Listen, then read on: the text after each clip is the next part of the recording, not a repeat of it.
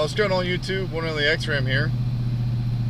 Doing a little vlog just kind of popped in my head today, being that it's something I deal with every single day, and that is driving.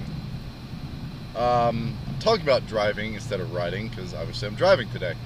And kind of go over, I guess, the way and the reasons I drive the way that I do, and the environments that have kind of formed me into the type of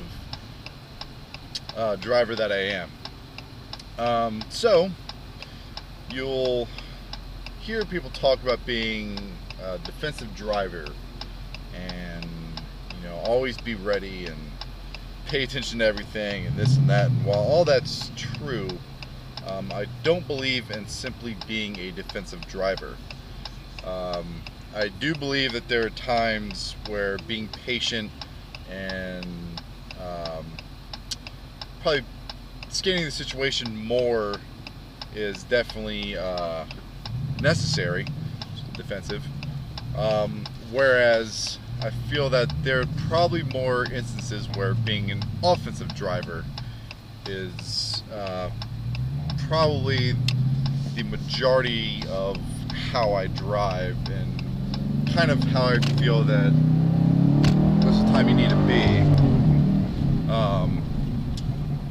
for the simple fact that I don't like being around other drivers. I don't like being around them because 90% of them aren't paying attention. 90% of them don't know what the fuck's going on.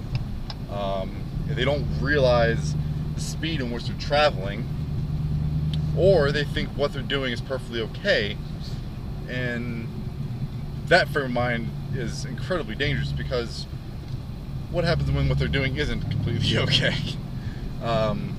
So I believe in trying to take control of as many factors as you possibly can, by getting out of situations, being offensive, being the first one to react to something and be able to get out of it and put yourself in a safer, more manageable situation. People will see that as aggressive, and to a point it is definitely an aggressive way of driving, because you're essentially accelerating, going around people, weaving in and out of traffic, and not dangerously. You're definitely under control. You have control of your vehicle, and you are not driving outside your means. I don't mean doing, it's 40, you're doing 75. That's not the type of speeding I'm talking about. If I'm 40, someone's doing 35 or 38, not even doing 40, and they're on their phone, they can't stay in their own lane, and you see this because you're obviously scanning. And just getting away from that. People that will randomly hit their brakes for no reason, like there's no one around them and they're hitting the brakes. I'm getting away from you. So yes, I will speed to get away from that person, and I'll go back to a more tame and manageable, a more tame and say legal speed, as it were. And for the most part, if you're not that person that is doing 70 and a 40, most of the time the cops are going to leave you alone, because traffic does have a flow. That brings up another point. People that feel that doing the exact speed limit in certain areas is fine. It's obviously legal.